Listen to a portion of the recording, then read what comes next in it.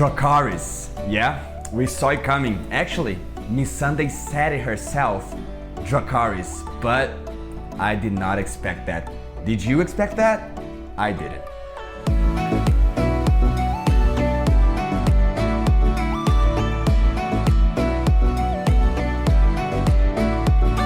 Hey guys, how's it going? Lucas Gilbert here for one more Game of Thrones review. Today we're gonna review episode number 5 of season number 8, which was supposed to be the big war against the Lannisters, against Cersei, but that was not really what happened. First, we see that Varys has switched sides. He's talking with a girl and clearly he was spying on Daenerys, and he's also writing letters, probably telling everybody in Westeros that Jon is actually a Targaryen. The greater the risk, the greater the reward. Go on. They'll be missing you in the kitchen. And we realize that Tyrion is a snitch. And as the saying says, snitches deserve stitches, so Tyrion, be careful. Tyrion tells Daenerys about Varys' betrayal, and Varys is sentenced to die. And he dies in the worst way possible, right? Burned with the dragon's fire breath. Dracarys.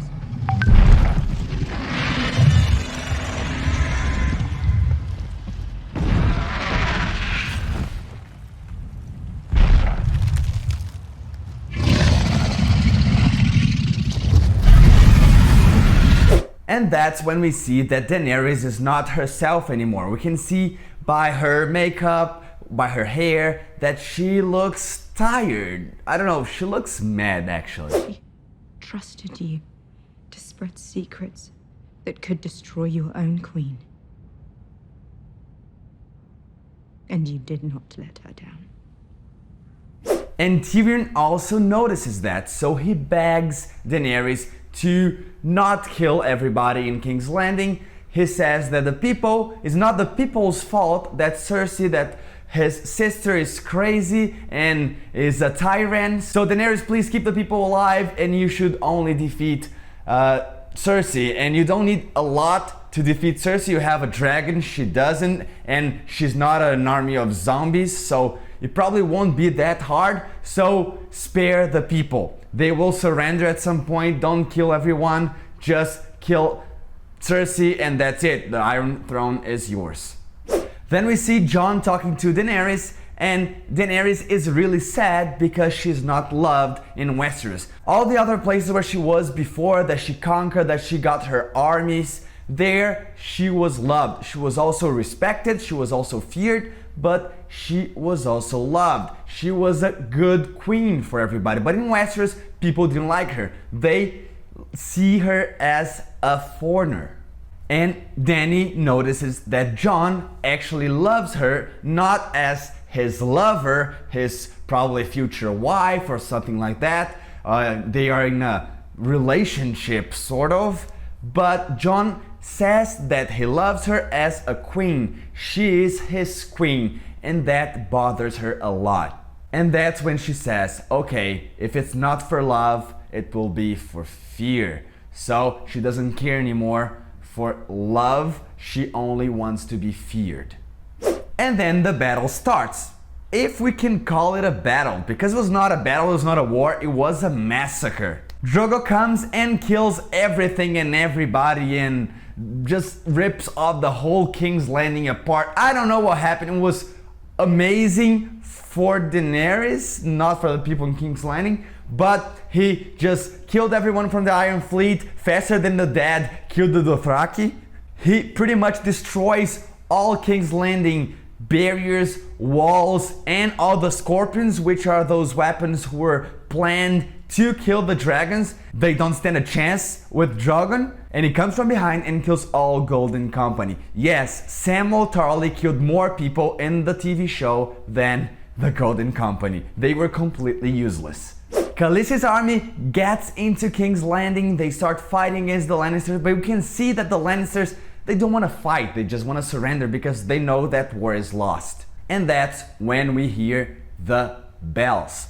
The bells mean that they are surrendering. It means that they don't stand a chance and they are okay with Daenerys winning. The people are like, okay, Dany, you win. The throne is yours. Thank you for coming. You're our queen now. And Daenerys is like, I think the only answer for this is genocide. Some people say that Daenerys went mad, so she just took off with her dragon and starts to kill and burn and roast everyone in King's Landing. And she didn't go straight to Cersei, who had killed her best friend. She just go, okay, let's roast everyone, barbecue time, that's it. Let's kill the men and the women and the children. I don't know, they don't want to love me? Okay, they're gonna fear me. Actually, they won't feel anything because they'll be dead.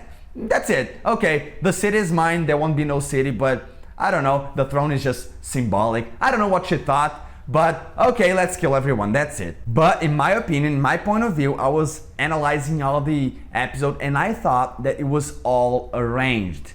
I think all her army knew that she was going to do that because all the Lannisters had surrendered, had dropped their swords, but not Khaleesi's army. They were there, standing still, waiting for instructions. And clearly they probably forgot to tell Jon about their plan. He was just thinking, okay, they surrendered, that was pretty good, pretty much anyone died, Drogon did all the work, so okay, Daenerys is queen right now.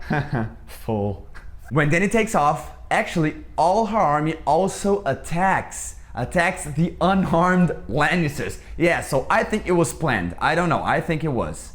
And pretty much for the rest of the episode, we see a lot of people screaming, a lot of people crying, a lot of people dying, and Daenerys just flying through King's Landing, killing everyone and burning everyone alive. Meanwhile, we have some nice things. First of all, I didn't say before, but I'm gonna say right now, Tyrion, right before the battle, he set Jaime Lannister free. Tyrion, we already knew that he really loves his brother. His brother was the person who was always there for him, who always supported him. So he, who was a really genius mind, who was always very smart and tactical and cold, he just, I don't know, he just became really emotional.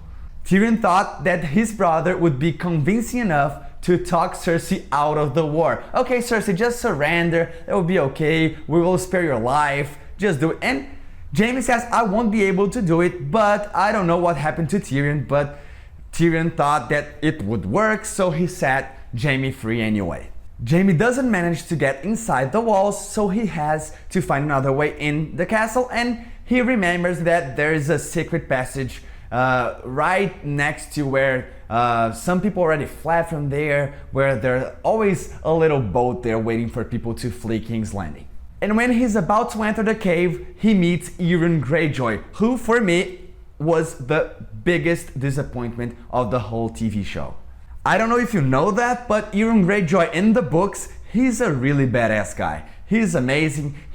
I don't know, he has some magic objects and he's really powerful. He's a really nice guy, not nice in the sense of good, but in the sense of powerful. But I don't know, in the TV show Euron Greyjoy is just a drunk, an arrogant, stupid drunk, and that was it. I thought he would be, I don't know, more powerful, more important, but no, he's just that, and he dies that way. They start fighting, Jaime doesn't have one hand, Euron pretty much kills him, but he doesn't finish him.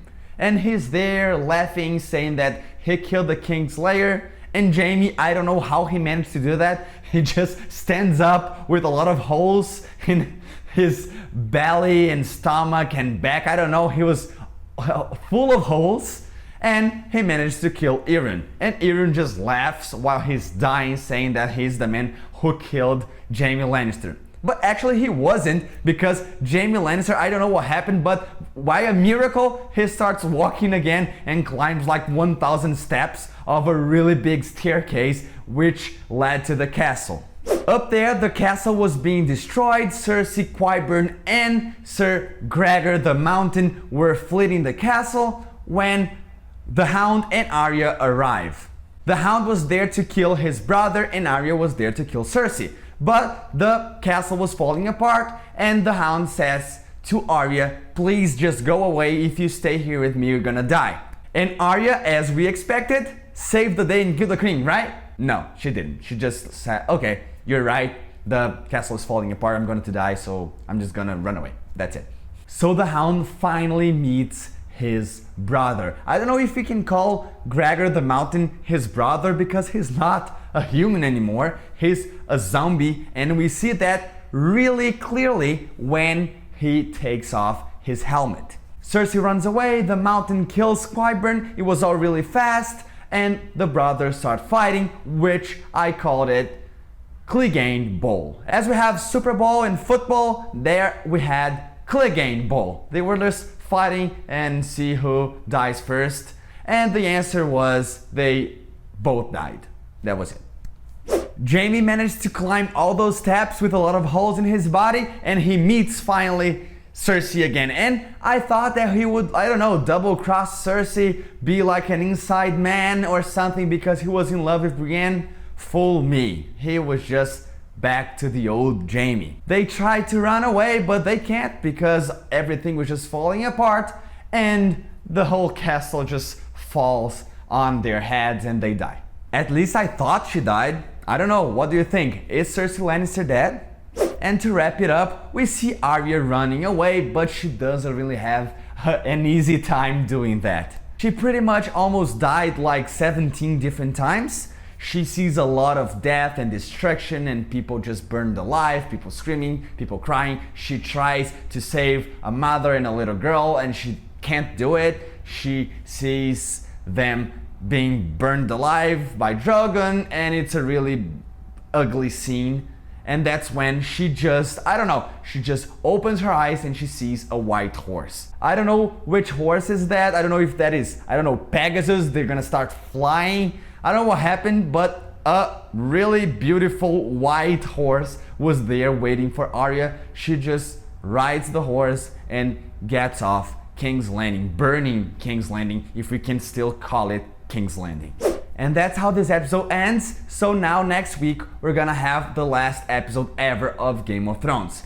And let's see how the things are going to work out. This Daenerys Jon situation, who will end up on the throne. I really don't know what's going to happen, but if I had to guess, I would say that neither Daenerys nor Jon will be king or queen, will end up on the throne. Probably someone really bizarre will be on the throne by the end of the next episode. And if I was going to bet on someone, I would say, I don't know, Bran is going to be king. Write that down. King Bran the Broken is coming.